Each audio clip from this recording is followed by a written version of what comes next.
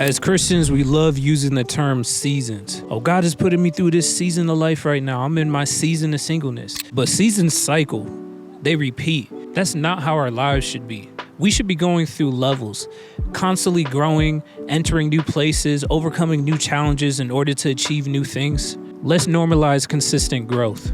Yo, what's goody fam? It's your boy PB.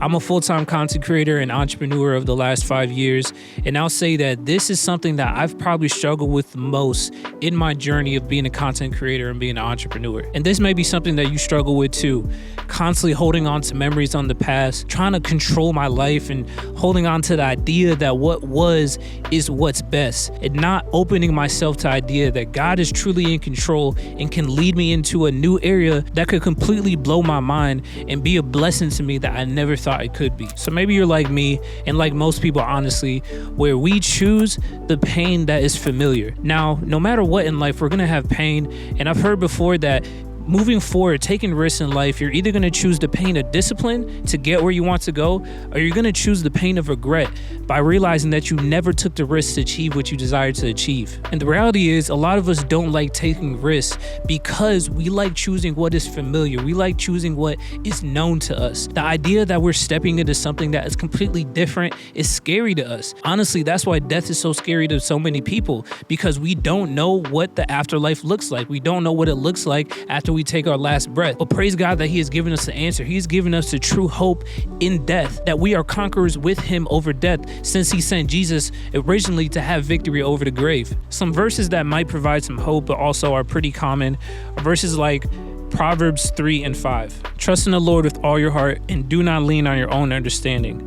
Or Philippians 4:6. Do not be anxious about anything, but in everything by prayer and supplication with thanksgiving, let your requests be made known to God. The thing is, when we trust in God, a risk now turns into faith. It turns it into a place and a posture that God can get the glory from. You see, God cannot get the glory when we are holding on with one hand to the past or holding on to something that we feel like is best for ourselves. We have to fully be faithful. We have to fully trust in Him. That means fully surrendering your life. Another reason why I feel like most of us are scared to actually let go is because honestly, we're scared of success. Success is not just an overall achievement in life. Success is honestly change. And a lot of us are fearful of the person that we will become when we actually achieve the things that we know we're destined to achieve. Success causes you to be different. Success requires you to be different. And that means that your current relationships right now may not look the same. That means your current lifestyle, your current place of living, your environment, your community,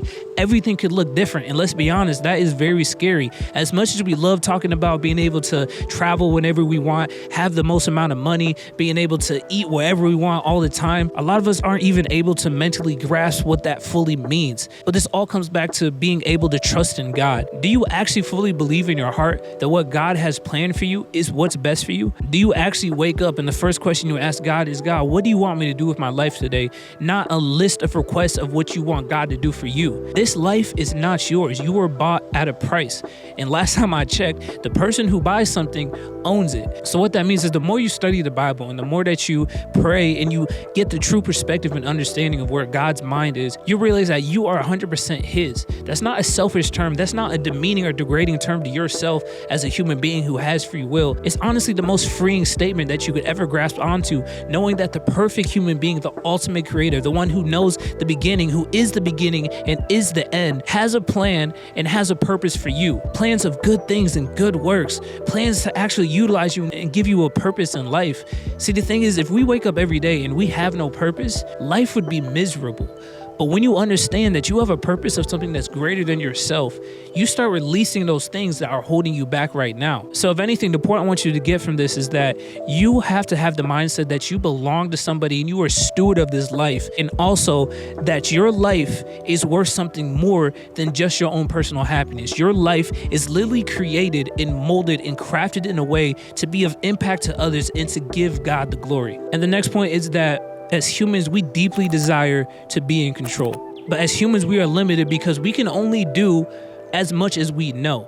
but God is all knowing, meaning that he has the knowledge to make a method or a path or to make a way out of no way, to make something work, to make success happen for you in a way that we couldn't have even contemplated. God's ways are above our ways. And the thing is, like, life is a maze, but how blessed are we to have a relationship with the maze maker, the one who has sight over everything. And the only way that you can have access to that secret, you can have access to the one who actually can control all things, is to fully surrender the life that we think we are controlling. Like I said earlier, we are not owners of this life. We are stewards of this life. And I can say from experience that anytime that I've tried to take ownership and I've tried to implement my ways over God's ways, I found out that God will put me flat on my face, stick me in a corner to make me realize that his ways are better than my ways. And I want to leave you with this quick verse. Proverbs 16:9, the heart of man plans his way, but the Lord establishes his steps. There's nothing wrong with making plans. There's nothing wrong with having goals and dreams as long as you are walking righteously, because those dreams will be God-driven. But the thing is that God is the one who is ultimately in control. And when you have that relationship where you are stewarding your life in a way that pleases him and gives him the glory and he can actually use you, that's where you achieve the greatest fulfillment. If you want to get to that next point in life, if you want to get where God is trying to lead you, you have to let go of your idea of control. You have to let go of your desire to be in what's familiar. You have to let go of your fear of success or of failure and allow God to work things out. When he gets the ultimate glory, you also get the ultimate benefit. I hope this encouraged you, and if it did, please like, please subscribe, please comment below. I really want to just give a space and environment for like-minded individuals who are trying to be experts for the Lord's sake, to come and to communicate and to get to know each other and just talk about the real struggles of walking on this path of life. So until next time, stay blessed, and I'll see you in the next video.